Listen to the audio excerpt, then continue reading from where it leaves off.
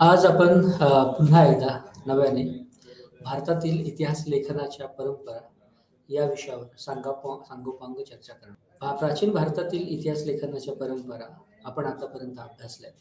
आज आपण मध्ययुगीन भारतातील इतिहास लेखनाच्या परंपरा, ज्या खरं तर भारतातील इतिहास लेखनाच्या परंपरांचाच एक आढावा म्हणून आपण त्याच्याकडे बघू शकतो.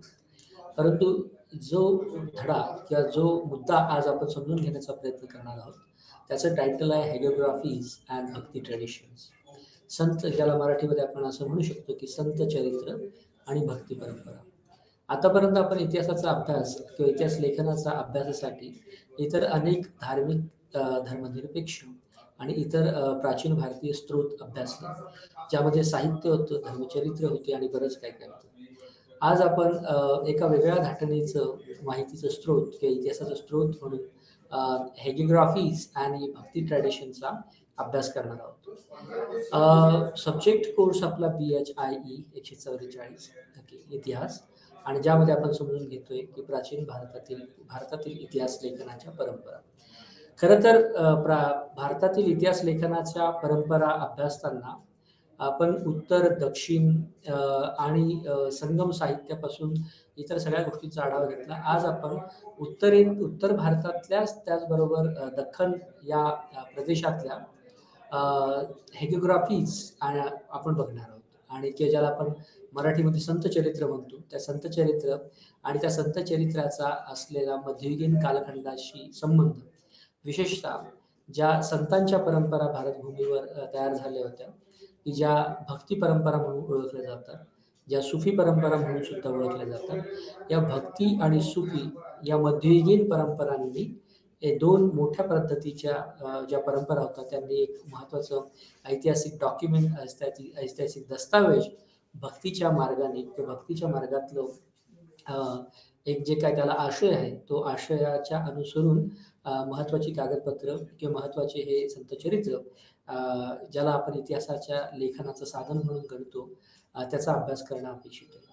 त्यामुळे भक्ती परंपरा आणि संत चरित्र हे कुठल्या शीर्षकाच्या अंतर्गत येत आहे, तर ज्या प्रादेशिक परंपरा होत्या इतिहास लेखनाच्या, तर त्या प्रादेशिक परंपरांच्या अनुषंगाने आपण संत चरित्र आणि भक्ती परंपरा समजून घेण्याचा प्रयत्न करणार आहोत. जसं की उत्तरेतलं इतिहास लेखनाच्या धर्म आणि इतर परंपरा समजल्या, तशा दक्षिणेतल्या समजल्या, संगम साहित्यातल्या समजल्या. आज आपण regional traditions of history writings in India, की जे ब्रॉडर भारतीय इतिहास लेखनाच्या परंपरा या मोठ्या शीर्षकाच्या, मुख्य शीर्षकाच्या अंतर्गत प्रादेशिक इतिहास लेखनाच्या परंपरा अशा उपशीर्षकाच्या अंतर्गत आपण संत चरित्र आणि भक्त परंपरेचा अभ्यास करणं अपेक्षित आहे.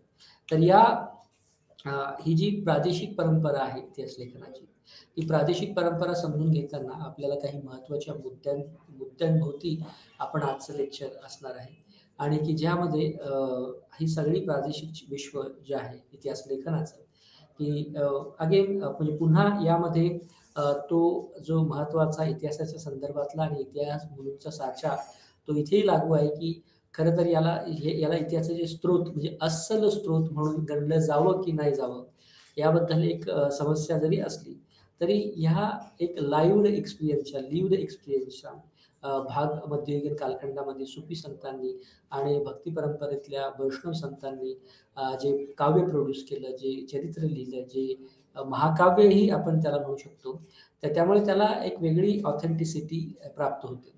त्यामुळे आपल्या प्रत्येक लेक्चरमध्ये म्हणजे विशेषतः इतिहास लेखनाच्या दृष्टिकोनातून अभ्यास करण्याच्या जे प्रयोजन आहे, त्याच्यामध्ये हा प्रश्न अनुस्यूत राहणार आहे, की जी साधनं, ज्याला आपण ऐतिहासिक साधनं म्हणतो, त्याची किती ऑथेंटिक, ती किती व्हॅलिडेट, प्रमाणबद्ध आहेत. हा प्रश्न आपला नेहमी जरी राहिलेला असला तरी त्याच्यातून एक वेगळी ऐतिहासिकची जाणीव, की ज्याला आपण अंतर्निहित ऐतिहासिक जाणीव असं म्हटलेलं आहे, ती आपल्या या सगळ्या आतापर्यंत जी आपण साहित्य, इतिहासाची साधनं म्हणून अभ्यासली, त्या सगळ्यांमध्ये ती ऐतिहासिक जाणीव आपल्याला अत्यंत ठळकपणे दिसून येते. त्यामुळे वरपांगी त्याची सत्यासत्यता, त्याचं प्रमाणीबद्धता याच्याबद्दल जरी मूलगामी इतिहास दृष्टिकोनामध्ये काही प्रश्न उपस्थित केलेले असले, की जे पुन्हा युरोपियन चौकटीच्या परिप्रेक्ष्यामध्ये बघितले जातात.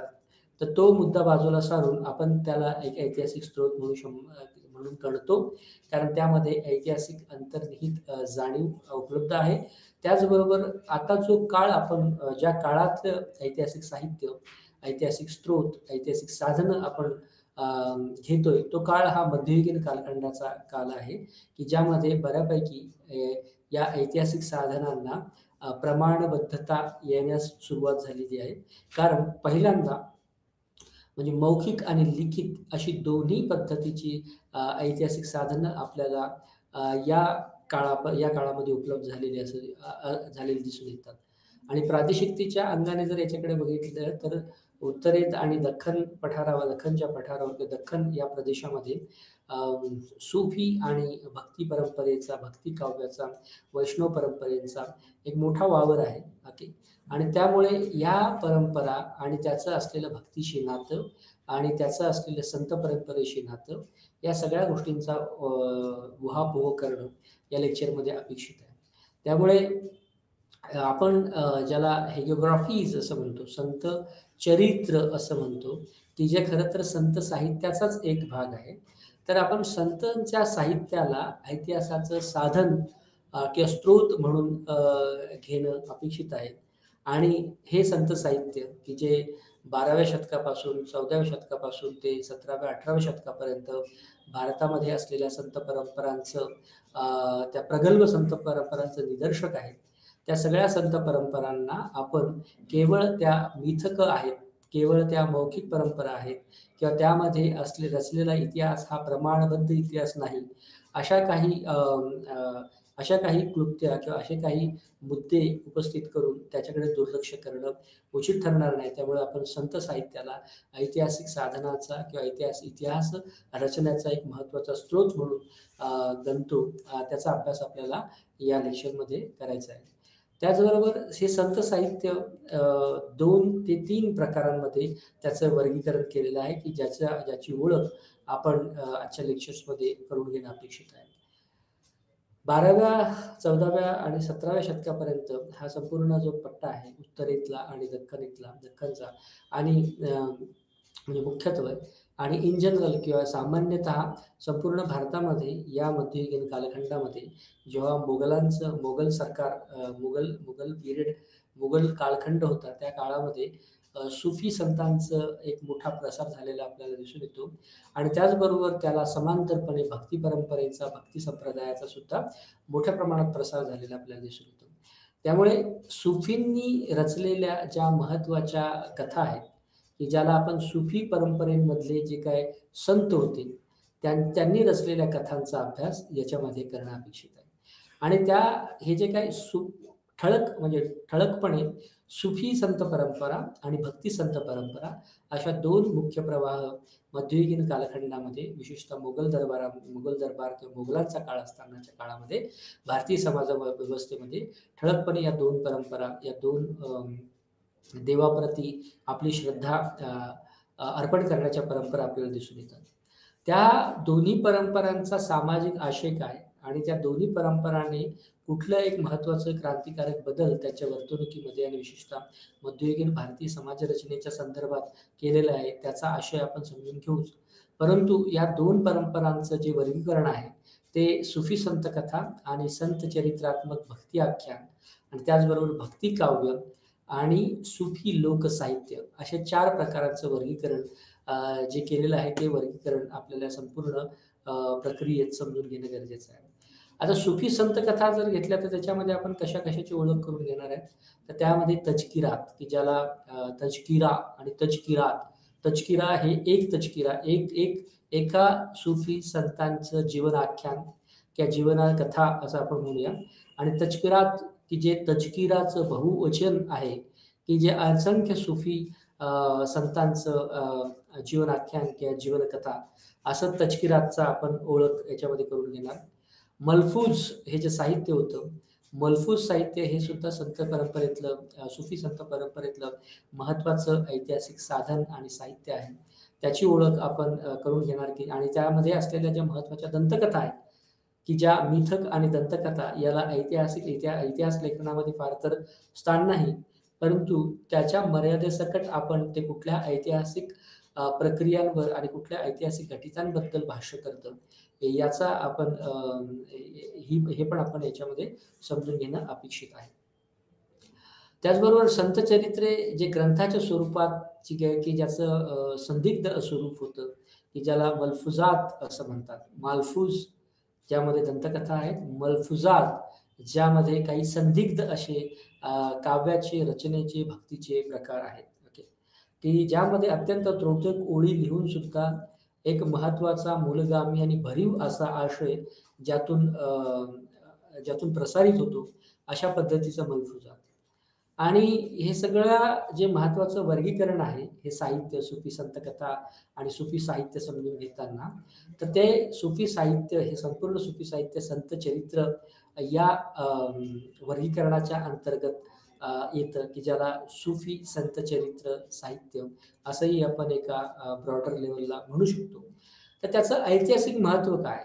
या सगळ्या सुफी संतकथा, सुफी जीवनकथा, सुफी काव्यरचना यामधून आपल्याला कुठल्या पद्धतीचा इतिहास अवगत होतो, की जो भारतीय अ, एम्बेडेड किंवा अंतर्निहित इतिहास, ऐतिहासिक जाणीवेचा भाग म्हणून ज्याची ओळख निर्माण झालेली आहे, ते अभ्यासणं आपल्याला अपेक्षित आहे. त्याचबरोबर आपण भक्ती आख्यान जे होते, म्हणजे भक्ती परंपरेतले, जसं की सुफी परंपरा होती, की ज्यामध्ये इस्लाम, मुस्लिम धर्मीय जी परंपरा होती, की जिने महाराष्ट्राच्या आणि भारताच्या ग्रामीण रचनेवर एक मोठा प्रभाव पाडला आणि त्याने भक्तीचा आशय मूलतः बदलला. तशाच पद्धतीने भक्ती परंपरेतले जे भक्ती आख्यान होते, त्यानेही एक महत्त्वाचा म्हणजे भक्ती संदर्भातली एक नवीन व्याख्या आणि भक्तीचा एक वेगळा आशय, की जो प्राचीन भारताच्या संदर्भातली भक्ती होती, त्यापासून एक एक एक एक एक डिपार्चर घेणारा असा आशय भक्ती परंपरेने, भक्ती संप्रदायाने उभा केलेला आहे. हे सुरुवातीच्या काळातले हे जे भक्ती परंपरा आहे, काव्य आहे, ते नंतर एका संप्रदायाचं स्वरूप कसं घेतात, त्याचा अभ्यास आपण या भक्ती आख्यानाचा पॉइंट समजून घेताना करणार आहोत, की ज्यामध्ये आपण मुख्यत्वे वैष्णव संत चरित्र लेखन, वैष्णवच्या परंपरा होत्या भक्तीच्या, ज्यामध्ये राम, कृष्ण, लीला आणि या सर्व इतर बऱ्याचशा ज्या काही भक्तीचे फॉर्म्स आपल्याला दिसतात, तर त्या वैष्णवांप्रतीचे वैष्णव संत चरित्रांचं जे लेखन आहे, ते हळू-हळू वैष्णव संप्रदायाला जन्म देणारं कसं ठरतं आणि त्याचाही आपण अभ्यास करणार आहोत. त्या भक्ती आख्यान या शीर्षकाअंतर्गतच आपण त्या भक्ती परंपरेतल्या संतांनी केलेलं काव्य आणि कथालेखन या दोन्हींचाही आढावा घेणार आहोत. त्याचबरोबर भक्ती कथालेखनाचे ऐतिहासिक मूल्य या संदर्भातून आपण अभ्यास करणं अपेक्षित आहे. ह्या महत्त्वाच्या चरित्रात्मक, की ज्याला संत चरित्र म्हणतात, म्हणजे सुफी संत चरित्र, त्याचबरोबर भक्ती संत चरित्र. या संत चरित्रांच्या बाहेर सुद्धा साहित्याचा एक वेगळा आविष्कार, की जो काव्याचा आविष्कार होता, त्या काव्याच्या आविष्काराचा सुद्धा आपल्याला उहापोह करणं अपेक्षित आहे. तर त्या भक्ती काव्यामध्ये आपण संतांची वाणी, संत वाणी म्हणून जी प्रसिद्ध आहे, त्या संत वाणींचा कॉग्निझन्स किंवा त्याची दखल घेणार आहोत. आणि वैष्णवांचं भक्ती काव्य हे इन जनरल किंवा सामान्यपणे इतर जे भक्ती काव्य होतं त्यापेक्षा कसं वेगळं होतं, त्याची काय प्रमुख वैशिष्ट्ये होती, याचा आपण अभ्यास करणं अपेक्षित आहे. आणि पुन्हा संत चरित्रातलं जे भक्ती लेखन आहे, सुफी कथा आहेत आणि सुफी संत चरित्र आहे, त्याचं जसं ऐतिहासिक महत्त्व आहे, तसंच या काव्याने सुद्धा एक वेगळी ऐतिहासिक ओळख भारतीय समाज मनाला आणि भारतीय इतिहासाच्या लिखाणाला दिलेली आहे. तर त्यामुळे त्याचं ऐतिहासिक महत्त्व सुद्धा आपण अधोरेखित करणार आहोत. या पलीकडे जे एक सामान्यपणे लोकपरंपरांचा भाग म्हणून भक्ती आणि सुफी अशा दोन्ही परंपरा या ग्राम्य रचनेपर्यंत पोहोचलेल्या आपल्याला दिसून येतात. तर त्यामुळे हा इतिहास सांगताच हे जे काही महत्त्वाचे ठळक साधनं आहेत इतिहासाची, त्या ठळक साधनांचा उहापोह आपण करणारच आहोत. त्याचबरोबर एक महत्त्वाचं जी परंपरा आहे, की ज्याला फोक कल्चर असं म्हणतो, की ज्याला लोकसाहित्य म्हणतो. तर लोकसाहित्य हे दोन्ही प्रकारचं आहे. भक्ती लोकसाहित्य आहे आणि सुफी लोकसाहित्य आहे. या दोन्ही लोकसाहित्याने ग्रामीण भारताच्या समाजमनावर एक मोठा परिणाम केला आणि भक्तीचा एक वेगळा आशय रुजवला, की ज्याने जी भक्ती ही थोड्याशा रूढी परंपरांनी ग्रस्त झाली होती, जे ब्राह्मण वर्चस्वाने ग्रस्त झालेली होती, त्यापासून या दोन्ही संत परंपरांनी भक्तीचा मार्ग मोकळा केला आणि एक नवीन पद्धतीची प्रांजळ, की जी ऐहिक ज्याला आपण की जी एक नवीन डायकोटॉमी उभी राहिली, सगुण भक्ती आणि निर्गुण भक्ती. त्या सगुण आणि निर्गुण भक्तीच्या संदर्भामध्ये आपल्याला या संत साहित्य अभ्यासणं अपेक्षित आहे. त्याचबरोबर सुफींचं अजून एक रुमानी अशा पद्धतीचं काव्य, जसं की भक्तिकाव्य होतं, वैष्णव भक्तींचं काव्य होतं, तसं सुफीमध्ये सुद्धा एक काव्य होतं, की ज्याला सुफी प्रेमाख्यान आपण असं म्हणतो. तर ते सुफी प्रेमाख्यानाचा सुद्धा संदर्भ आपण घेतोय आणि तो सुद्धा समजून घेण्याचा प्रयत्न करतो. तर हा संपूर्ण संत चरित्र आणि भक्ती परंपरा समजून घेताना आपण आपलं जे मूल उद्दिष्ट आहे ते आपल्याला काही महत्त्वाच्या संकल्पना या लेक्चरमधून समजून घेणं असं असं उद्दिष्ट या लेक्चरचं आहे. त्याच्यामध्ये नेमकं म्हणजे संत चरित्र म्हणजे काय ते आपण अभ्यासण्याचा प्रयत्न करतो. संत साहित्याचं ज्ञान ते आपण जोखण्याचा प्रयत्न करतो आणि ही सगळी यातली महत्त्वाची गोष्ट आहे. त्यातलं पहिलं उद्दिष्ट काय आहे तर संत चरित्र म्हणजे काय? तर जसं की 14व्या, 16व्या, 17व्या, 18व्या असा हा संपूर्ण कालपट हा भारतामध्ये एका वेगळ्या चळवळीचा होता, की ज्याला आपण भक्ती चळवळ म्हणतो. आणि जेव्हा भक्ती चळवळ असा शब्द उच्चारला जातो, त्याच्यामुळे धर्मनिरपेक्षपणे दोन्ही चळवळींचा समावेश होणं अपेक्षित आहे, की ज्यामध्ये सुफी भक्ती परंपरा आणि सुफी भक्ती चळवळ आणि भक्ती चळवळ इन जनरल. तर सुफी आणि भक्ती अशा दोन्ही म्हणजे हिंदू आणि मुस्लिम अशा दोन्ही परंपरा या भारतीय भक्ती परंपरांचा वारसा सांगणार आहेत. या काळामध्ये या भक्तीला एक वेगळा आशय ज्यांनी शब्दबद्ध केलं, की जो सुरुवातीचा मौखिक आशय होता भक्तीचा, त्या सगळ्या मौखिक आशयाच्या पलीकडे अ, अ, जो जो जो महत्त्वाचा मुद्दा होता, त्यामध्ये ह्या सगळ्या भक्तीचा जो आशय होता, त्यामध्ये जे जे संत तयार झाले होते, त्यांनी ते मौखिक परंपरा लिखित स्वरूपात आणल्या आणि एक वेगळ्या पद्धतीचं संतांचं चरित्रसुद्धा लिहिलं गेलं. विशेषतः त्या काळातले जे जे काही संत होते, त्या संतांचं चरित्र जे काही लिहिलं गेलंय, त्या संतांनी लिहिलेलं जे काही काव्य होतं, जे काही इतर संतांच्या किंवा समकालीन संतांसंदर्भातलं जे काही लिखाण होतं, त्यांचं जीवनी होती, ज्याला आपण मराठीमध्ये चरित्र म्हणूया. तर या चरित्रांचा जो काही आशय एखाद्या कुठल्यातरी संतांनी लिहून ठेवला, की जी संत चरित्रे म्हणून प्रसिद्ध झाली. मग ज्यामध्ये काही दंतकथा आणि मिथक कथा सोडल्यास बाकी इतर जी काही तथ्यात्मक माहिती आहे, ती बऱ्याच प्रमाणात खरी आढळते. उदाहरणार्थ दादू असेल, संत एकनाथ असतील, संत कबीर असतील, या संदर्भातली आपल्याला जी माहिती आहे, ती या संतांनी म्हणजे मध्ययुगीन कालखंडात यांचं जे चरित्र लिहिलं गेलं, त्याद्वारे आपल्याला आलेली आहे. ओके. त्यामुळे हे संत चरित्र म्हणजे काय, तर संतांनी एखाद्या विशिष्ट समकालीन किंवा स्वतःच्या जीवनासंदर्भातलं केलेलं भाष्य, ओके. आणि त्यांच्या एकंदरीत मौखिक आणि लिखित परंपरांचा वारसा ज्या लिखाणामध्ये आढळतो आणि त्याने कुठल्या महत्त्वाच्या संप्रदायाच्या संदर्भातलं त्यांच्या ज्ञानाचा प्रचार आणि प्रसार केला. ते जे महत्त्वाचं टेक्स्ट आहे त्याला संत साहित्याचं संत चरित्र असे म्हणतात. या काळात रैदास, कबीर, नामदेव आणि इतर दादू हे सगळे जे संत आहेत, ओके. या सगळ्या संत साहित्यामधून कुठल्या पद्धतीच्या ज्ञानाच्या रचना उभ्या राहिल्या आणि त्याने कुठलं मौलिक काम केलं, हे सुद्धा की ज्याला आपण संत साहित्यामध्ये प्रसवलेलं, संत साहित्यामध्ये असलेलं अनुस्यूत असलेलं ज्ञान, त्याची ओळख करून देणं सुद्धा याचा एक महत्त्वाचा उद्दिष्ट आहे. आणि ही सगळी संत साहित्य जी आहेत, ती इतिहासाचे संत चरित्र जे आहेत, ते इतिहासाचा स्रोत म्हणून आपल्याला त्याची दखल घ्यावी लागते आणि तो इतिहासाचा स्रोत म्हणून त्याची दखल घ्यावी असंही एक उद्दिष्ट या व्याख्यानाचं आहे, की ज्यामध्ये आपल्याला मीराबाईपासून सूरदास, रैदास, अनंतदास, ओके.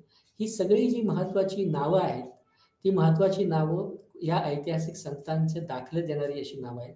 तर त्यामुळे त्याचं महत्त्व आपल्याला ऐतिहासिक महत्त्व अधोरेखित करणं हे सुद्धा उद्दिष्ट आहे.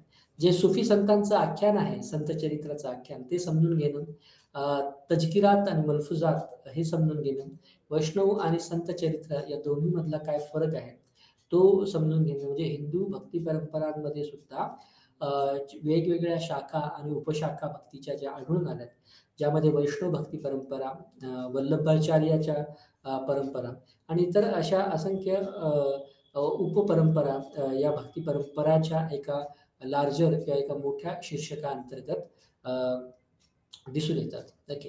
त्यामुळे या भक्ती संत चरित्र जे आहे या काळातलं, त्याचं ऐतिहासिक मूल्य जोखणे, या भक्ती काळात जे काव्य तयार झालं, त्या काव्याची ऐतिहासिक मूल्यमापन करणे, हे एक महत्त्वाचे उद्दिष्ट या व्याख्यानाची आहे. आणि त्याचबरोबर सुफी लोकसाहित्याच्या आणि सुफी प्रेमाख्यानाचा आशय समजून घेणे. तर हे दोन्ही जे महत्त्वाचे साहित्य आहेत, भक्ती आणि सुफी, हे 14व्या आणि ते 18व्या शतकातील भारतामध्ये, विशेषतः मध्ययुगीन भारतामध्ये, ज्या काळामध्ये भारतांवर मुघल सत्ता राज्य करत होती, त्या काळामध्ये भक्ती आणि सुफी या दोन्ही भक्ती परंपरांच्या काव्यरचनेला आणि संतांच्या आयुष्याला वेगळ्या अर्थाने सुरुवात झालेली दिसून येते, की ज्यामध्ये ही दोन्ही साहित्य भारताच्या विविध भाषांमध्ये अ, उपस्थित आहे. मग त्यामध्ये काही प्रमाणातली ब्रिज भाषा आहे. ओके. त्यामध्ये काही उर्दू आहे. त्याच्यामध्ये काही दख्खनी भाषा आहेत. अशा असंख्य विविध भाषांमध्ये हे सुफी साहित्य, भक्ती साहित्य किंवा भक्ती परंपरातलं साहित्य प्रसवलेलं किंवा त्याची निर्मिती झालेली आपल्याला दिसून येते. ओके. सुफी संत आणि ज्यामध्ये सुफी संत, वैष्णव भक्त आणि भक्ती संत या सगळ्यांच्या जीवनावर प्रकाश ज्योत आपल्याला पडलेला याच्यातून दिसून येतो. ओके. त्यामुळे त्यामुळे सुफींचं संत म्हणूनचं ऐतिहासिक मूल्य वैष्णव भक्त आणि भक्ती संत जे ह्याबरोबर एकच वाटणाऱ्या म्हणजे एकाच भक्ती या शीर्षकाअंतर्गत येणाऱ्या सगळ्या संत परंपरा जरी वाटत असल्या, तरी मूलतः यामध्ये काही वैचारिक मतभेद आणि काही भिन्नता सुद्धा आपल्याला असलेल्या दिसून येतात. ओके. तर याच्यामधला पहिला जो मुद्दा आहे, तो पहिला मुद्दा समजून घेताना आपल्याला सुफी चरित्र, की ज्याला आपण असं तजकिरा म्हणूया. ओके. सुफी चरित्र जी आलेले आहेत त्याचं टायटल किंवा त्याचं शीर्षक हे तजकिरा ज्याला म्हटलं जातं. म्हणजे एका सुफी संतांचं आयुष्य किंवा जीवनी त्याला तजकिरा म्हणतात. असंख्य सुफी संतांची चरित्राविषयक त्याच्यात जर माहिती आलेली असेल, तर त्याला तजकिरात असं म्हटलं जातं. तर त्यामुळे या सुफी चरित्र या काळात जी निर्माण झाली, तर त्याचे आपण दाखले देणारच आहोत. तर त्याचे जे संकल्पनात्मक चौकट किंवा त्याच्या ज्या संकल्पना आहेत, तर त्या ह्या आपल्याला समजून घेणं गरजेचं आहे. त्यामुळे सुफी चरित्र ज्याला आपण सुफी परंपरेमध्ये तजकिरा म्हटलं जातं.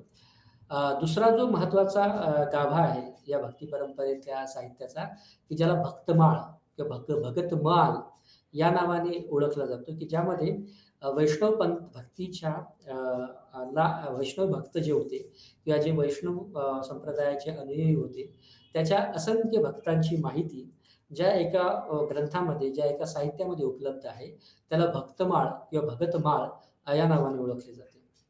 ओके.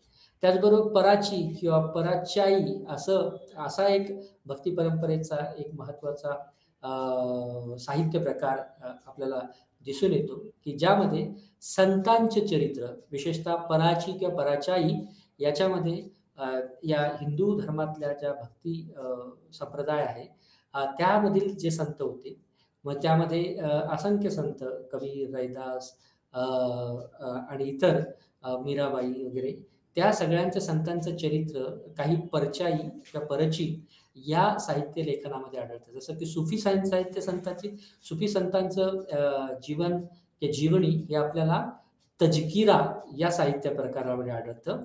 तशाच पद्धतीचं हे पराची किंवा परचाई ज्यामध्ये हिंदू संत परंपरांचं या संतांचं जीवनी आढळते.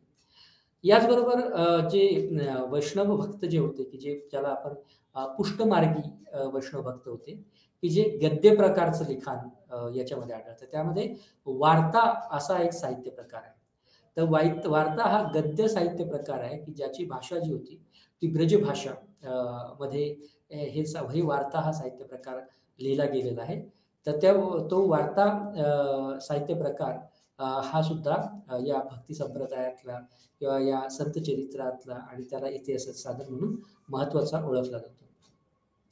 काही प्रमुख अशी चरित्र या काळात मध्ययुगीन कालखंडामध्ये मोगल सत्तेच्या काळात लिहिली गेली, की ज्यामध्ये चरित्रात्मक कथा आणि काही नाटकं आहेत, की अ, कथाला चरित्र कॅटेगरीत येतं आणि लीला म्हणजे नाटक हे जे आहे ते विविध लीलांनी नटलेलं आपल्याला याच्यात दिसून येतं. ओके. त्याचबरोबर म्हणजे सुफी चरित्र, भक्ती चरित्र, भगतमाळ, तजकिरा, पराची, परचाई, वार्ता, लीळा, नाटक याचबरोबर जनमसखी असा एक साहित्याचा प्रकार या भक्ती परंपरेचा काळच्या काळामध्ये असलेला दिसून येतो. या जनमसखीमध्ये गुरु नानकांचं आयुष्य किंवा चरित्र त्याचा एक मोठ्या प्रमाणातला दाखला आपल्याला मिळतो. आणि फक्त मग गुरु नानकच नाहीत, तर गुरु नानक आणि त्या काळामध्ये असलेले समकालीन इतर जे महत्त्वाचे संत होते, त्या सगळ्यांचा दाखला आपल्याला या जन्मसखी या साहित्यामध्ये आपल्याला आढळून येतो. त्यामुळे सुफी आणि भक्ती परंपरा आणि त्यातलं काव्य, त्यातली भक्तीची भावना ही ज्या पद्धतीने फॉर्ममध्ये, स्वरूपामध्ये अभिव्यक्त झाली, ते फॉर्म हे ऐतिहासिक फॉर्म म्हणून गणले जातात.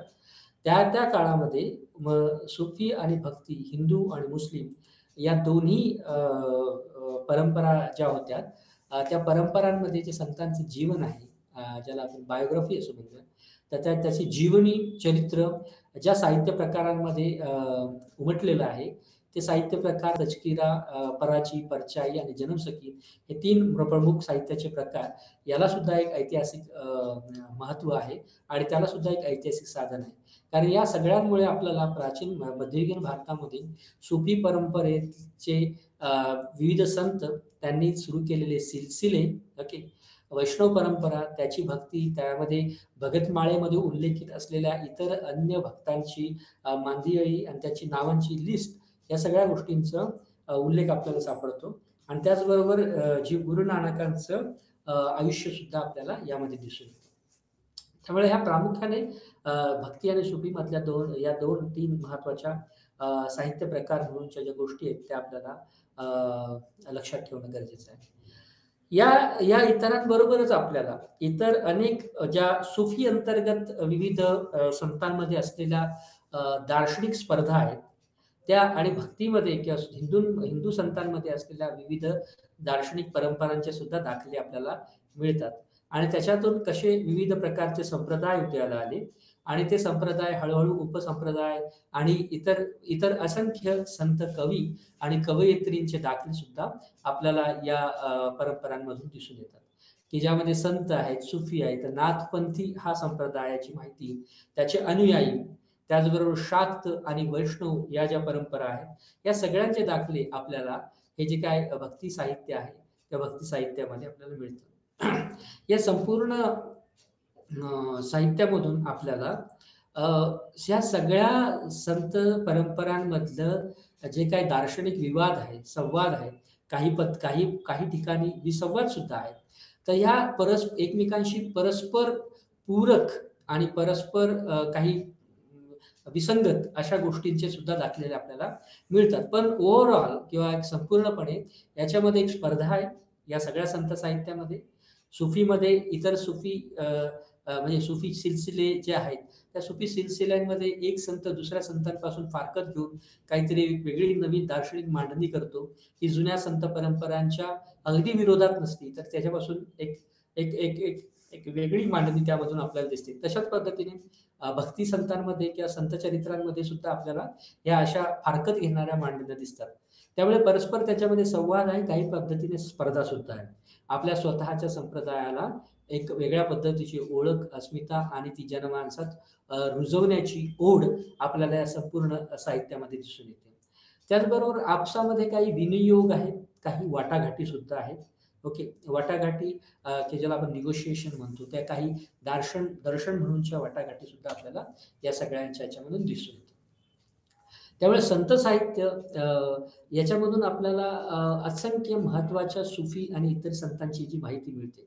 विशेषतः सुफी संतांचं आपण जर माहिती घेण्याचा प्रयत्न केला, तर आपल्याला ही जे काही जीवनचरित्र आहे सुफींमधली, की ज्याला आपण तजकिरा म्हणतो. तर त्या तजकिरा त्याचे काही लेखक आणि त्या लेखनामध्ये अ, जी पात्र आहेत, की ज्यांचं जीवन चितारलं गेलेलं आहे, या सगळ्यांची माहिती आपल्याला या संत साहित्यांमधून झालेली दिसून येते.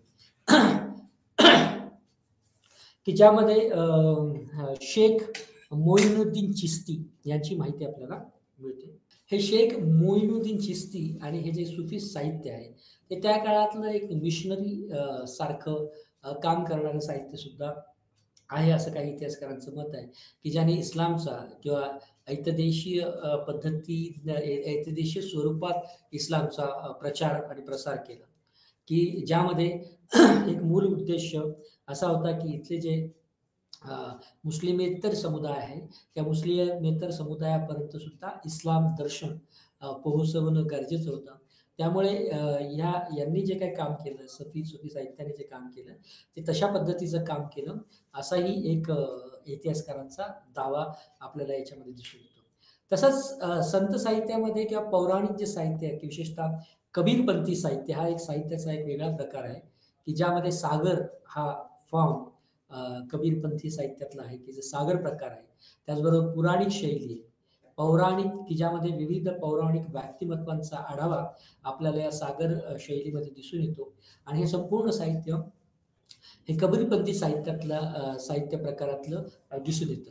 तर हे दोन्ही जे सुफी आणि भक्ती किंवा हिंदू हे दोन्ही साहित्य प्रकारांचं जे मूल उद्देश होतं, ते आपला दर्शन आपला जो दार्शनिक विचार आहे, सुफींचा इस्लाम धर्मीय दार्शनिक विचार, भक्तीचा हिंदू धर्मीय दार्शनिक विचार, हा जनसामान्यांपर्यंत पोहोचवावा, असा उद्देश या दोन्ही साहित्यांमध्ये दिसून येतो. त्यामुळे वेगळ्या अर्थाने हे एक मिशनरीसारखं काम केलेलं प्रचारकही काही काही ठिकाणी आपल्याला दिसून येतं आणि त्यामुळे याने वेगवेगळे फॉर्म आपल्याला दिसतात. या दोन्ही साहित्यामध्ये. त्यामुळे काही ठिकाणी चमत्कारिक अशा दंतकथा सुद्धा आलेल्या आहेत आणि सुरुवातीच्या काळातला या दोन्ही साहित्य प्रकाराचा जो स्वरूप होतं, ते मौखिक परंपरेचं स्वरूप होतं. हळू-हळू ते मौखिक परंपरा विलीन होऊ नये म्हणून इतर जे भक्ती संप्रदायातले सुफी आणि हिंदू असे दोन्ही जे अनुयायी होती, त्याने ते लिखित फॉर्ममध्ये स्वरूपामध्ये आणलं. तर लिखित फॉर्ममध्ये येताना त्याच्यामध्ये काही चमत्कृतीपूर्ण घटना, दंतकथा या आल्याचा धोका आहे. तरीसुद्धा ते एक महत्त्वाचं ऐतिहासिक साधन ठरतं. का? कारण या संत साहित्यामधून, या संत चरित्रांमधून, या सुफी साहित्यांमधून आपल्याला काही ऐतिहासिक पुनर्रचना करणं सोपं गेलं, की ज्यामुळे आपल्याला शेख मुइनुद्दीन चिश्ती यांचे सिलसिले आणि यांचे स्वतःचं आयुष्य आणि त्यांनी सुफी संत परंपरेमध्ये केलेलं योगदान याची माहिती मिळते. संत कबीरांचे सगळे दोहे आणि कबीरांची माहिती सुद्धा आपल्याला या परंपरांचा भाग म्हणून बघितलं जाऊ शकतं. शीख संप्रदायाचे गुरु नानक या संदर्भातली जीवनी आपल्याला संत साहित्यातूनच मिळते. या सगळ्यांसाठी काही वेगळं ऐतिहासिक दस्तावेज, की जे शुद्ध ऐतिहासिक दस्तावेज म्हणून ज्याला गणलं जाईल, असं कुठलंही साहित्य उपलब्ध नाहीये. याच्यामध्ये काही दंतकथा आणि इतर काल्पनिक चमत्कृतीपूर्ण गोष्टी असल्या, तरीसुद्धा हा लिखित फॉर्म आहे. मौखिक परंपराचं लिखाणातलं रूपांतरण आपल्याला या दोन्ही साहित्य प्रकारांमध्ये दिसून येतं. त्यामुळे याला ऐतिहासिक स्रोत म्हणून मान्यता द्यावी की नाही, या संत चरित्र हे खऱ्या अर्थाने चरित्रात्मक आहेत की दंतकथा आहेत, याच्यावर विश्वास किती ठेवावा, असे मतभेद जरी इतिहासकारांमध्ये असले, तरी एक सखोलपणे किंवा आणि रूढार्थाने बऱ्याचशा इतिहासकारांचं एकमत याच्यावर असं झालेलं दिसून येतं, की त्या काळातला शुद्ध ऐतिहासिक पुराव्यांच्या अभावे हे जे काही आपल्या आपल्या आता जनमानसामध्ये रुजलेले जे संत आहेत, रैदास, कबीर, मीराबाई आणि इतर चिश्ती सिलसिले, चिश्ती पीर हे सगळे एक वेगळ्या पद्धतीचे सांस्कृतिक वारसा आहे. त्यामुळे संत साहित्याच्या किंवा या सगळ्या संत चळवळीला, की ज्याच्यामुळे आपल्याला खरं तर त्या काळाची रूढीग्रस्त होत चाललेली समाज व्यवस्था, ब्राह्मण वर्चस्व या सगळ्या परंपरांना एक फारकत घेत एक नवीन साहित्याचा, विशेषतः साहित्याचा नव्हता, तर हा देवाप्रती, ईश्वराप्रती भक्तीचा शोषणमुक्त असा मार्ग म्हणून याच्याकडे बघितलं गेलं, की आणि हे जे काही आशय आहे, हे जे काही मी सांगतोय ते सगळ्यांचा अन्वयार्थ या भक्ती साहित्यातून, या संत साहित्यातूनच आपल्याला झालेला दिसून येतो. तर यामध्ये सुफी संत कथा जर आपल्याला बघायचं तर प्रामुख्याने अ, यामध्ये 2 प्रकार अ, अ, पडतात. एक मल्फुजात आणि एक ताजकीरात. त्याचा ह्या सगळ्या साहित्य प्रकाराचा, सुफी संत कथेच्या साहित्य प्रकाराचा जो आशय आहे, तो आशय आपण समजून घेतला. आता पर्टिक्युलरली किंवा मूलतः हे कोणतं साहित्य होतं, की ज्याला सुफी साहित्य म्हटलं जातं किंवा ज्यामध्ये सुफी संत कथा आलेल्या आहेत, की ज्यामध्ये सुफी काव्य आपल्याला चित्रित झालेलं दिसतंय. ओके. तर जे मलफूज साहित्य आहे, की ज्यामध्ये कथांचा समावेश असतो आणि दुसरं असतं ते मलफुजात. ओके. ज्या अनेक साहित्यांचे प्रकार असतात. तर त्यामध्ये एक जे प्रमुख जीवनाच्या जीवनी, की ज्याला चरित्र आपण असं म्हणूया, तर तो जो आहे त्याला म्हणतात तजकिरात. ओके. आणि मलफुजात काय, की ज्यामध्ये त्या सुफी संतांचं म्हणणं, म्हणी किंवा त्यांचं जे प्रवचन आहे, त्यांनी ज्या गावामध्ये किंवा ज्या एखाद्या खेडेगावामध्ये किंवा कुठल्याही लोकसमूहाला निर्देशून जे जे प्रवचन दिलं, ते प्रवचन देताना काही म्हणी अंकित केल्या, त्या सगळ्यांचं संपादित जो अंश आहे, तो मलफुजात या साहित्यामध्ये आढळतो. ओके. आणि हे सगळे जे मलफुजात, तजकिरात हे जे काही साहित्य प्रकार आहेत, हे सगळे सुफी संत कथा, सुफी जीवनी किंवा चरित्र, सुफी काव्य आणि याच्याशी संबंधित आहे.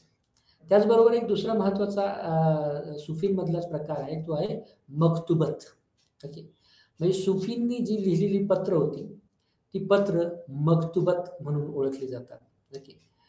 आणि त्याचबरोबर काही इंडो पर्शियन इतिहास आणि तजकिरात सुद्धा उपलब्ध आहेत, की ज्याचा ऐतिहासिक साधन किंवा ऐतिहासिक स्रोत म्हणून उल्लेख होणं अपेक्षित आहे किंवा त्याचा ऐतिहासिक साधन म्हणून आपण त्याचं ऐतिहासिक महत्त्व ओळखतो, की ज्यामध्ये चरित्र आणि चरित्रात्मक शब्दकोश जो आहे सुफी संतांच्या संदर्भातला, तो इंडो पर्शियन भाषेत सुद्धा आहे आणि तजकिरात याच्यामध्ये सुद्धा आपल्याला आढळून येतो. त्यामुळे सुफीचं साहित्य, की ज्याला आपण ऐतिहासिक लेखनाच्या दृष्टीने प्रादेशिक इतिहास लेखनाच्या परंपरा असं ज्याला म्हणतो, तर त्यामध्ये तजकिरात, मलफुजात, मकदुबत आणि काही इंडो पर्शियन साहित्य की म्हणजे सुफी ही जी परंपरा आहे, सुफी ही परंपरा काही फक्त भारतातली परंपरा नाही. त्यामुळे जगामध्ये किंवा इतर ठिकाणी ज्या सुफी परंपरा आणि त्याची प्रवचनं, त्यामध्ये आलेलं दर्शन आहे, ते इंडो पर्शियन भाषेमध्ये सुद्धा आहे, की जे इंडो पर्शियन इतिहास परंपरेचा भाग आहे. तर ते काही जागतिक सुफी आणि काही भारतीय सुफी याचे सुद्धा दाखलेले आपल्याला मिळतात. तर आता आता तजकिरात जर समजा म्हणायचं म्हटलं तर याच्यातल्या काही प्रमुख तजकिरात, की ज्याला सुफी संतांचं चरित्र असं आपण म्हणतो. तर ते काय आहे, तर 1388 साली लिहिलेलं सियार उल औलिया हे सुद्धा एक महत्त्वाचं सुफी चरित्र आहे, की ज्यामध्ये एक वेगळ्या महत्त्वाच्या संत साहित्याची, संत चरित्राची आपल्याला ओळख होते, की जे अमीर खुर्द या सुफी संतांनी लिहिलेलं होतं. त्याचबरोबर 1556 मध्ये सियारुल आरिफीन हे जमालीने लिहिलेलं आहे. ओके. याचा आपण म्हणजे याचा जो आशय आहे तो काय आहे नेमका, तो आपण अजून समजून घेऊ. त्याचबरोबर अकबर उल अखियार हे 1618 साली अब्दुल हक मुहद्दिस दहलवीने लिहिलेलं आहे. त्याचबरोबर महत्त्वाचा जो संत परंपरेतला जो व्यक्ती आहे, जो दारा शिकोह, त्याचे 2 महत्त्वाचे चरित्र म्हणजे ताजकिरात, जे संतांचं जीवन, संतांबद्दलचं आयुष्य ज्याच्यामध्ये आलेलं आहे, ते आहे सफीनात उल औलिया, जे 1640 ला लिहिलं होतं आणि सकीनत उल औलिया, जे 1640-42 याचाही काळ होता. त्याचबरोबर मीरत उल असरार हे 1654 मध्ये अब्दुल रहमान चिश्ती यांनी लिहिलेलं होतं. हे काही प्रमुख तज़किरात आहेत. आता या प्रमुख तज़किरात जे आहे सुफी संत कथेतली, सुफी संत परंपरेतली, याच्यामध्ये नेमकं काय आहे? म्हणजे काय कसला उल्लेख याच्यात दिसून येतो? तर सियार उल औलिया हे जे अमीर खुर्दने 1388 साली लिहिलेलं आहे, की ज्याला संतांचं जीवनचरित्र म्हणून ओळख ज्याची आहे. त्याच्यामध्ये सियार उल औलियामध्ये मोइनुद्दीन चिश्ती हे जे काही महत्त्वाचे सुफी संत होते, की ज्यांनी भारतामध्ये चिश्ती सिलसिल्याची स्थापना केली, त्याचे काही संक्षिप्त उल्लेख आपल्याला आढळून येतात. त्यामुळे मोइनुद्दीन चिश्ती या महत्त्वाच्या सुफी संतांची माहिती आपल्याला सियार उल औलियामध्ये येते, की जी बऱ्याचशा प्रमाणात महत्त्वपूर्ण आणि विश्वसनीय आहे. यामध्ये ऑफकोर्स काही काल्पनिक दंतकथा आलेल्या आहेत, पण तरीसुद्धा अ, पण तरीसुद्धा ही काही याच्यामुळे काही महत्त्वाची माहिती आपल्याला संक्षिप्त जरी असली, ती मोइनुद्दीन चिश्ती या संतांची, सुफी संतांची आपल्याला माहिती मिळते. आणि ही का विश्वसनीय आहे? कारण इतर ज्या भक्ती परंपरेतलं साहित्य आहे, की ज्यामध्ये वैष्णव आणि इतर भक्ती काव्य आहेत, त्यामध्ये सुद्धा किंवा एखाद्या हिंदू संताचं जीवनी किंवा चरित्र रेखाटताना त्यामध्ये सुद्धा मोइनुद्दीन चिश्तीचे संक्षिप्त किंवा उल्लेख आपल्याला आढळून येतात. या अर्थाने मोइनुद्दीन चिश्ती हे एक ऐतिहासिक व्यक्तिमत्व होतं, संत होते सुफीमधले, याची ओळख आपल्याला होते. त्याच्यानंतर जमाली यांनी 1536 ला जी सुफी जीवन वृत्तांत लिहिलं, की ज्याचं नाव का टायटल शीर्षक होतं सियार उल अरिफीन. ओके. आता हे जे जमाली होते, की ज्यांनी 1336 ला सियार उल अरिफीन लिहिलं, ते खरं तर सुफी परंपरेतले दुसरा एक सिलसिला किंवा दुसरा एक जो पंथ होता, म्हणजे सुहरावर्दी. तर हे जे जमाली होते, ते सुहरावर्दी सुफींशी त्यांचा संबंध होता. ओके. त्यामुळे चिश्ती तसेच सुहरावर्दी सिलसिला जे आहे, यातल्या प्रमुख 13 जे प्रमुख संत होते, त्या 13 प्रमुख संतांच्या वृत्तांत आपल्याला सियार उल आरिफीन या साहित्य प्रकारांमध्ये, या सुफी संत साहित्यामध्ये दिसतो. त्याचबरोबर तिसरा एक जो महत्त्वाचा सुफींमधलाच सिलसिला होता, ज्यामध्ये कलंदर सिलसिला होता. त्या कलंदर सिलसिल्याची माहिती सुद्धा आपल्याला दिसून येते. आणि त्याचबरोबर महत्त्वाचे जे सुफी संत होते, ख्वाजा मोइनुद्दीन चिश्ती या संबंधी या साहित्य प्रकारामध्ये, या सियार उल आरिफीनमध्ये विस्तृत असं विवेचन आपल्याला 1556 मध्ये जमाली यांनी लिहिलेलं दिसून येतं. 1388 ने अमीर खुर्दमध्ये जे लिहिलं, त्याच्यामध्ये मोइनुद्दीन चिश्तीचे संक्षिप्त उल्लेख आहे. तेच 1356 येता जमालीने लिहिलेल्या याच्यामध्ये थोडं विस्तृत उल्लेख त्याच्यामध्ये येतात. ओके. आणि यामध्ये प्रमुख 3 जे सिलसिले आहेत, सुहरावर्दी, चिश्ती आणि कलंदर, या 3 सिलसिल्यांची माहिती, की जे संत परंपरेतल्या सुफी संत परंपरेतले महत्त्वाचे सिलसिले म्हणून ओळखले जातात, त्याची माहिती आपल्याला दिसते. त्याचबरोबर 1618 ला अब्दुल हक मुहद्दिस देहलवीने लिहिलेलं काही महात्म्यांच्या कथा लिहिल्या. त्या महात्म्यांच्या ज्या कथा आहेत सुफी परंपरेतल्या, त्या अकबर उल अख्यार या नावाने ओळखले जातात, किंवा त्याचं यांनी जे अब्दुल हक मुहद्दिस देहलवीने जे साहित्य प्रकार लिहिला, तो त्याचं शीर्षक आहे अकबर उल अख्यार. आता हा जो लेखक आहे अब्दुल हक मुहद्दिस देहलवी, याचा संबंध हा कादरी सिलसिल्याशी येतो. ओके. अगोदर जमाली जे होते, त्याचा संबंध हे सुहरावर्दी सिलसिल्याशी येतो. ओके. त्याचबरोबर सिलसिले आहेत, त्याचे लेखक सुद्धा या सगळ्या सिलसिल्याचे एक सक्रिय सभासद आहेत, किंवा त्याला म्हणणार आहेत.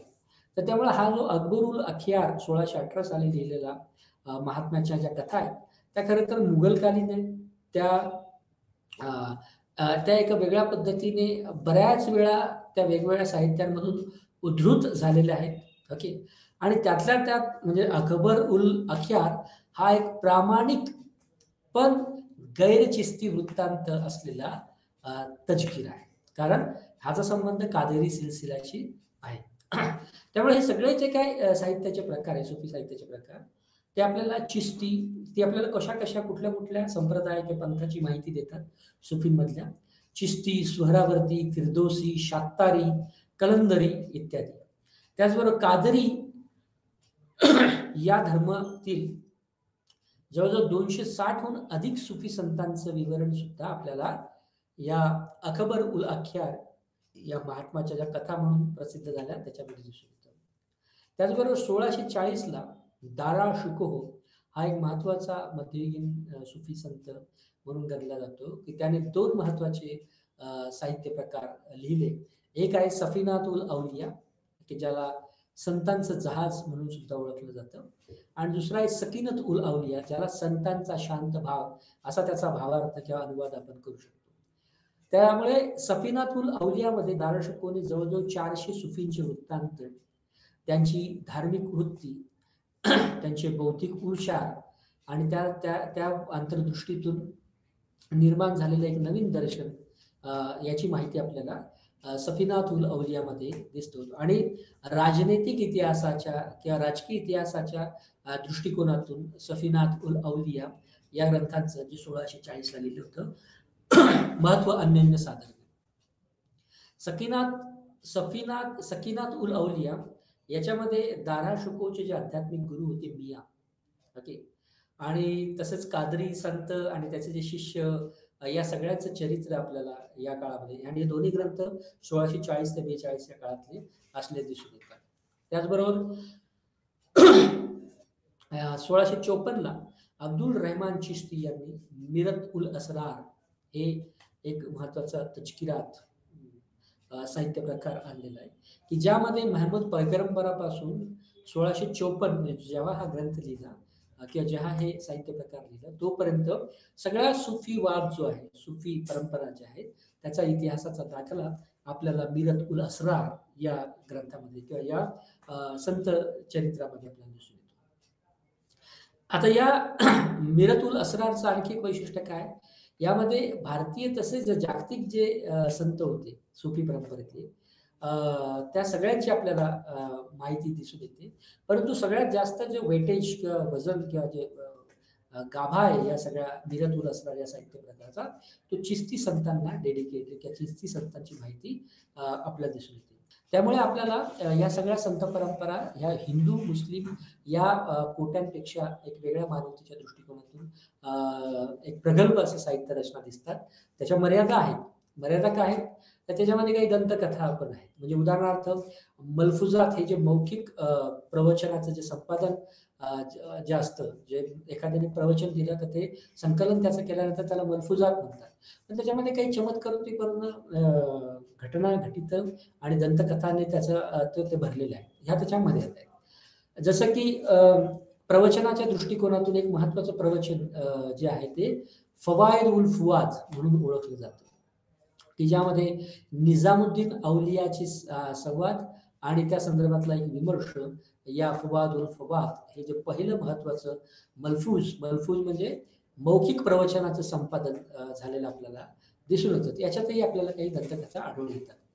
त्यामुळे काही सुफी शेख जे आहेत त्यांनी या मलफुजात आणि इतर तजकिरांना मलफुजातला संत चरित्र म्हणून संत चरित्र साहित्य म्हणून त्यांनी मान्यता दिलेली नाही. परंतु या मलफुजातमध्ये सुद्धा सामाजिक धार्मिक विचारांचा उल्लेख आपल्याला आढळून येतो आणि ते जे विचार प्रसवू पाहतात, ते विचार देऊ पाहतात, त्याला प्रमाणित करण्यासाठी, त्याला प्रमाणबद्ध किंवा व्हॅलिडेट करण्यासाठी या दंतकथांचा वापर केला गेलेला असावा अशी एक शक्यता मलफूज या साहित्यातल्या दंतकथांसंदर्भात असावी असं इतिहासकारांचं एक मत आहे.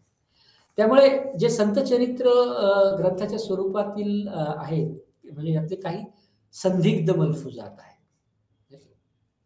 की जे खरं तर पूर्णपणे मिथ्या किंवा पूर्ण नकली मलफुजात असू शकतात, ओके, आणि की ज्यामध्ये शेख जे होते, विशेष सुफी शेख जे होते, त्याच्यामध्ये अत्यंत चमत्काराने उल्लेख आणि त्याच्यामध्ये काही त्रुटी, काही काल्पनिक गोष्टी आढळून येतात. त्यामुळे ते संदिग्ध असे मलफुजात सुद्धा या काळामध्ये आलेले दिसून येतात. तर सुफी साहित्याचं या सगळ्या विवरणावरून आपल्याला एक महत्वाचं इतिहासाचं साधन म्हणून याचं एक ऐतिहासिक महत्व असल्याचं म्हणजे ठळकपणे अधोरेखित होतं. कारण हे बरंचसं प्रामाणिक उपयोगी आहे. याच्यामध्ये जरी काही दंतकथा असल्या तरी आपल्याला इस्लाम धर्म, त्याची व्याख्या, सुफी शेखांचं चरित्र, त्यामध्ये असलेल्या लोकप्रिय मान्यता, वेगवेगळ्या ज्या प्रथा होत्या सुफीमधल्या त्याची माहिती, महिला, पितृसत्ता संबंधी, तपस्येसंबंधीचे सुफी दृष्टिकोन काय होते, या सगळ्यांची माहिती आपल्याला या सगळ्या सुफी साहित्यातून दिसून येते. सुफीच्या नंतर जे महत्त्वाचं वैष्णव संत चरित्र लेखन आहे, की ज्याला भक्ती चरित्र लेखन असे म्हणतात. त्यामुळे वैष्णव हा जो काही एक संप्रदाय आहे, भक्ती संप्रदायामधला अत्यंत महत्त्वाचा वैष्णव परंपरा आहे, की ज्यामध्ये कृष्ण आणि राम किंवा रामकृष्णाच्या कथा एका वेगळ्या पद्धतीच्या भक्तीच्या पातळीवर नेल्या, की ज्याला जुन्या पद्धतीच्या काही ज्याच्यामध्ये अवरोध होतात तो याच्यातून मुक्त झालेला आपल्याला दिसून येतो. त्यामुळे हे जे वैष्णव साहित्य आहे, की ज्यामध्ये रामकृष्ण याच्याबद्दलची आणि इतर सगळ्यांबद्दलची भक्ती आपल्याला दिसून येते. तर यामध्ये आपल्याला 4 महत्त्वाचे साहित्य प्रकार आणि लेखक या वैष्णव संत साहित्याचे दिसून येतात. एक आहे अनंतदास, नभदास, प्रियदास आणि इतर वार्ता साहित्य. त्यामुळे अनंतदास यांनी परचाई, जसं सुफी साहित्यामध्ये संतांच्या जीवनचरित्राला तजकिरात म्हटलं जातं, तसं वैष्णव साहित्यामध्ये परचाई हे एखाद्या संताचं चरित्र म्हणून ओळखलं जातं. त्यामुळे अनंतदासांनी ज्या परछाई लिहिली, त्या अनंतदासाच्या परछाईतून आपल्याला वैष्णव, कबीर, पीपा, धन्ना, रैदास, नामदेव हे जे महत्वाचे वैष्णव संत होते, या वैष्णव संतांची माहिती आपल्याला मिळते. ओके. खरं तर आणि इतर जे या सगळ्या अनंतदासाचे जे परिचय याच्यामध्ये एक निम्न जाती संदर्भातल्या किंवा निम्न जातीतून येणारे जे संत होते, त्याच्याबद्दलची एक सहानुभूती सुद्धा आपल्याला दिसून येते. म्हणजे अनंतदासानेच लिहिलेले कबीर परचाई, रैदास परचाई ह्या आपल्याला अनंतदासाच्या परचाईमध्ये दिसून येतात. आणि ही परचाई म्हणजे हा जो निम्न जातींच्या संतांबद्दल अनंतदासांना जी सहानुभूती होती, ती कबीर आणि रैदास ह्या खरं तर उपेक्षित अशा समूहातून आलेल्या संतांबद्दल चरित्र लिहून किंवा परिचय लिहून अनंतदासांनी ती माहिती उपलब्ध करून दिली. त्याचबरोबर भक्तिमाळ हा जो काव्य प्रकार होता, की नाभदासांनी जी भक्तिमाळ लिहिली, त्यामध्ये 17व्या शतकामध्ये ह्या भक्तिमाळ माळेला सुरुवात झालेली आपल्याला दिसून येते. त्यामध्ये वेगवेगळे जे वैष्णव भक्त होते, त्यांच्या कामाचा लेखाजोखा आणि त्यांच्या कामांच्या किंवा त्याच्या नावांची यादी आपल्याला या भक्तिमाळेमध्ये दिसून येते. खरं तर ही जंत्रावळी आहे, कारण त्याचा आशय बराचसा असा संक्षिप्त आणि संक्षेपी असा भक्तिमाळेचा आशय आहे. पण विविध संतांच्या नामोल्लेख आपल्याला या नामदासाच्या भक्तिमाळ्यात दिसून येतात. त्याचबरोबर प्रियदासांनी लिहिलेलं भक्ती रसबोधिनी टीका हे ब्रजभाषेतलं 18व्या शतकातलं एक महत्वाचं वैष्णव संत चरित्र म्हणून गणलं जातं, की ज्यामध्ये प्रियदास हे जे होते ते वैष्णवांच्या चैतन्य जो संप्रदाय होता, ओके, त्याच्याशी संबंधित होते. खरं तर नाभादासाच्या नंतर 100 वर्षांनी भक्ती रसबोधिनी टीका ही प्रियदासांनी लिहिली, की ज्यामध्ये 17व्या शतकाच्या संदर्भातल्या ज्या विविध संतांच्या उद्योन्मुख कथा समाज म्हणूनच्या आणि व्यक्ती म्हणूनच्या होत्या, त्याचा आशय आपल्याला या भक्ती रसबोधिनी टीकेमध्ये दिसून येतो. त्याचबरोबर एक वार्ता साहित्य नावाचा साहित्य प्रकार हा वैष्णव संत चरित्रामध्येच दिसून येतो, की ज्यामध्ये 84 वैष्णव की वार्ता, म्हणजे जवळजवळ 84 वैष्णव साहित्य संतांची माहिती आपल्याला या वार्ता साहित्यामध्ये दिसते. त्याचबरोबर 252 वैष्णव की वार्ता इत्यादी साहित्य प्रकार किंवा इत्यादी माहिती सुद्धा आपल्याला या वार्ता साहित्यामध्ये दिसून येते. यातले जे कबीर जे संत आहेत, ते पूर्णपणे एक वेगळ्या पद्धतीचे संत म्हणून उभे राहतात, की जे ना हिंदू भक्ती परंपरेच्या पठडीतले आहेत, ना मुस्लिम भक्ती परंपरेच्या पठडीत. ते स्वतःला एका वेगळ्या पद्धतीने त्याच्या साहित्यामधून आविष्कृत करतात, असं आपल्याला यांनी लिहिलेले या वैष्णवांच्या ज्या परिचय आहेत त्याच्यातून उल्लेख होते. त्याचबरोबर संत चरित्र लेखनामध्ये आपल्याला अजून काय माहिती मिळते, की त्यामध्ये दादू पंथाची जी भक्तिमाळा आहे, म्हणजे दादू हा जो एक महत्वाचा पंथ या काळामध्ये मध्ययुगीन कालखंडात उदयाला आला होता, त्याच्यामध्ये जे दादू पंथाला मानणारे जे इतर संत होते, त्याची माहिती आपल्याला दादूपंथी भक्तमाला दिसून येते. वल्लभाचार्यानुसार हे वैष्णव पंथाचाच दादू पंथ असा होता, पण काही इतर संतांनी त्याच्यावर टीका ही सुद्धा केलेली आहे. गुरु नानक संदर्भातलं जन्मसखी साहित्याचा आपण उल्लेख केलेलाच आहे. कबीर पंथ हा पूर्णपणे वेगळ्या पद्धतीचा पंथ आहे. त्यामुळे कबीरपंथी संत चरित्र लेखन हे सागर शैलीतलं आणि बौद्ध साहित्य म्हणून नावारूपाला आलेलं आहे. कारण ते हिंदू आणि सुफी किंवा हिंदू आणि मुस्लिम या दोन्हींपेक्षा स्वतःला एक वेगळ्या पद्धतीने आविष्कृत करू पाहणारं असा तो पंथ होता. त्यामुळे याचबरोबर आपल्याला भक्ती कथा लेखनाचं जे ऐतिहासिक मूल्य जर जोखायचं असेल, तर त्याला आपण केवळ ते एक दंतकथांनी भरलेलं आणि अविश्वसनीय असं साहित्य म्हणून त्याच्याकडे अनुलेखन करून चालणार आहे. हे पैलू सुद्धा दार्शनिक पातळीवर आपल्याला समजले. त्याचबरोबर आपल्याला निर्गुण भक्ती मानणाऱ्या कबीर, रैदास, धन्ना हे जे अब्राह्मणी संत होते, त्या सगळ्या संतांची माहिती आपल्याला ऐतिहासिक दृष्टिकोनातून समजून घेता येऊ शकते. आणि जे सगुण भक्ती मांडणारे होते, ज्यामध्ये चैतन्य, वल्लभाचार्य, शंकराचार्य, मीराबाई, सूरदास, एकनाथ, तुलसीदास इत्यादी हे जे वैभव आचार्य जे होते, त्याची माहिती, जे सगुण भक्तीला मानणारे होते, त्याची माहिती आपल्याला दिसते. त्यामुळे 15व्या आणि 18व्या शतकापर्यंत हा लेखनाचा, गद्य लेखनाचा, चरित्र लेखनाचा फॉर्म बदलून काव्याचा फॉर्म आलेला आहे, की जी संत वाणी या नावाने ओळखला गेला. की त्या संत वाणींमध्ये सुद्धा आपल्याला काही महत्वाच्या काव्य प्रतिभांची किंवा काव्य संत जे काव्य आलं, ज्यामध्ये महत्वाचे कवी होते त्याची माहिती मिळते. ज्यामध्ये रजब, दरिया साहिब जे बिहारचे होते, गरीबदास, चरणदास, पलटू, तुलसी साहेब जे हाथरसी होते, या सगळ्यांची संतांची वाणी आणि त्या संतांचा मानवतेचा संदेश, त्या काळातल्या जाती व्यवस्थेचा उल्लेख, जाती व्यवस्था विरोधी उल्लेख, हा सगळा आपल्याला या संत काव्यामध्ये आणि संत चरित्र लेखनामध्ये दिसतो. त्यानंतर वैष्णव भक्ती नावाचा जो प्रकार आहे, त्यामध्ये आपल्याला कृष्ण आणि रामभक्ती या दोन व्यक्तिरेखांभोवती, या दोन काव्याभोवती, या दोन महत्वाच्या ऐतिहासिक ज्या भक्तीचा फॉर्म आपल्याला दिसून येतो. त्यामुळे मीराबाईचे भक्ती पद्य म्हणून आणि सूरदास आणि अष्टछाप, ज्यामध्ये 8 प्रकारच्या कवींची माहिती आपल्याला अष्टछापमध्ये सूरदासांच्या ह्याच्यात दिसून येते. त्यामुळे या वैष्णव भक्ती काव्याने राम आणि कृष्णाला एक देवत्व बहाल केलेलं सुद्धा आपल्याला दिसून येतं. त्यामुळे या भक्ती काव्य, भक्ती चरित्र, गद्य आणि चरित्र लेखन याचं ऐतिहासिक महत्व अन्योन्य साधारण आपल्याला असलेलं दिसून येतं.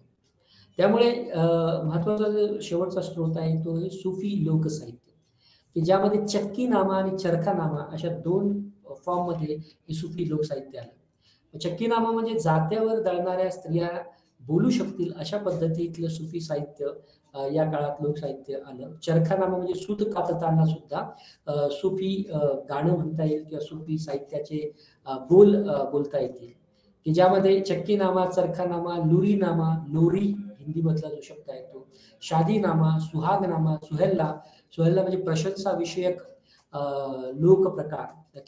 तर ह्या सगळ्या लोकसाहित्याने एक वेगळ्या पद्धतीने जनमानसाची पकड घेतलेली आपल्याला दिसून येते.